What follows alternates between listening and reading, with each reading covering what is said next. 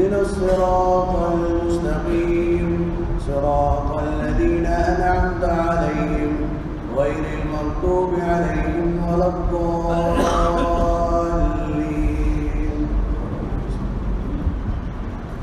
وإذ ابتلى إبراهيم ربه بكلمات فأتمهن قال إني جاعلك للناس إماما قال ومن ذريتي قال لا ينال عهد الظالمين.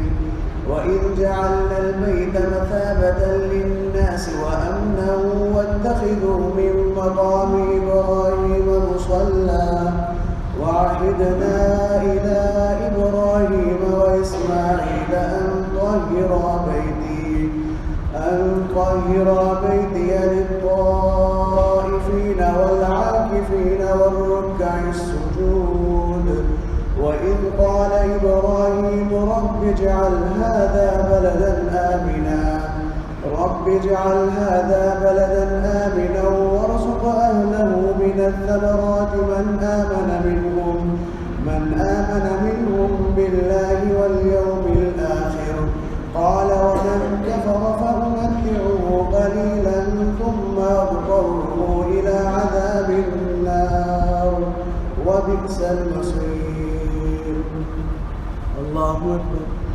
الحمد لله رب العالمين الرحمن الرحيم مالك يوم الدين إياك نعبد وإياك نستعين اهدنا الصراط المستقيم صراط الذين أنعمت عليهم غير المغضوب عليهم ولا الضالين. وإذ يرفع إبراهيم القواعد من البيت وإسماعيل ربنا تقبل منا إنك أنت السميع العليم ربنا واجعلنا مسلمين لك ومن ذريتنا أمة مسلمة لك وأرنا مناسكنا وتب علينا إنك أنت التواب الرحيم ربنا وابعث فيهم رسولا منهم يتلو عليهم آياتك ويعلمهم الكتاب والحكمة ويزكيهم إنك أنت العزيز الحكيم.